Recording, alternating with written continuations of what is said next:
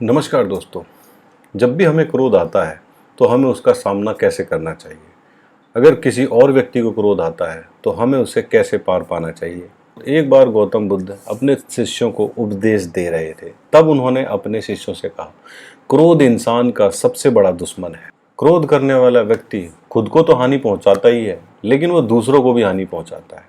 वह प्रतिरोध की आग में जलता है और अपने जीवन को बर्बाद कर लेता है। उनके उपदेश खत्म हो जाने के बाद उनके शिष्यों में से एक शिष्य खड़ा हुआ और बोला, तू ढोंगी है, तेरी बातें मनुष्यों के रहन सहन से विपरीत हैं। तू जो भी कहता है उसे अपने जीवन में अनुसरण नहीं करता है, दूसरों को यह सब करने के लिए कहता है। जब वह शिष्य गौतम बुद्ध से उल्टी सीधी बातें कह रहा था, तब गौतम बुद्ध ने कोई प्रतिक्रिया नहीं दी और वे शांत बैठे रहे। लेकिन ऐसे में वह व्यक्ति और भी गुस्सा हो गया और गुस्से में आकर उसने गौतम बुद्ध के मुंह पर थूक दिया। इसके बाद गौतम बुद्ध को गुस्सा नहीं आया, वे शांत थे। उन्होंने अपने चेहरे से थूक को पोंछा और वह चुपचाप बैठ गए।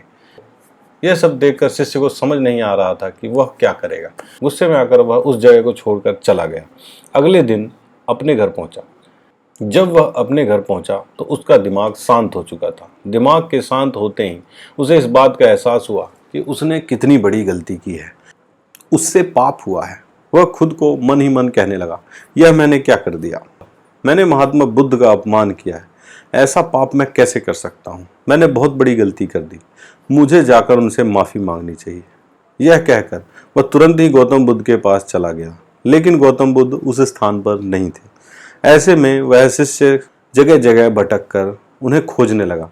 जैसे ही उसे गौतम बुद्ध मिले, वह उनके पैरों में गिर गया और उनसे बोला, मुझे माफ़ कर दीजिए, मुझसे गलती हुई है। मैंने आपका अपमान किया, मैंने यह बहुत बड़ा पाप किया है। यह सब देखकर गौतम बुद्ध ने उसे कहा, शांत हो जाओ, क्या बात है, मुझे बताओ, तुम कौन हो? गौतम बुद्ध के यह पूछने पर वह शिष्य चौंक गया। वह सोचने लगा कि गौतम बुद्ध मुझे कैसे भूल सकते हैं, मैंने तो उनका बहुत अपमान किया। यह सोचकर उसने महात्मा बुद्ध से पूछा, मैं वही शिष्य हूँ जिसने कल आपका अपमान किया था और आप इतनी जल्दी भूल गए? तब गौतम बुद्ध ने शिष्य से कहा, हमें कल की बातों को कल पर ही छोड़ देना चाहिए। वह अच्छा हो या बुरा हो, इसके बारे में बार बार विचार नहीं करना चाहिए। मैं बीती हुई बातों को पीछे छोड़कर आगे चलता हूँ। ऐसा ही हम सबको भी करना चाहिए। महात्मा बुद्ध की यह बातें सुनकर शिष्य और भी प्रभावित हुआ और उनसे बोला कि मैं आज से आपकी सारी बातों का अनुसरण करूंगा, मैं आपकी सारी बातों को मानूंगा। दोस्तों, हमें इस कहानी से क्या सीख मिलती है? इस कहानी से हमें सीख मिलती है कि क्रोध करना इंसान के लिए सबसे खतरनाक चीज है। यह मनुष्य का सबसे बड़ा दुश्मन है जो उसे बर्बाद कर देता है।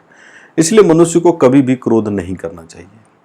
इस कहानी से हमें यह भी सीख मिलती है कि बीती हुई बातों को हमें भूलकर आगे बढ़ना चाहिए। अगर कोई मनुष्य अपनी बीती हुई बातों को बार बार ध्यान देता है तो उसका ध्यान पूरी तरह से भूतकाल में चला जाता है और वह इंसान कभी आगे नहीं बढ़ पाता। वह पुराने विचारों में ही विचार विमर्श करता रहता है। इसलिए हमें पुरानी बातों को छोड़कर आगे बढ़ना चाहिए।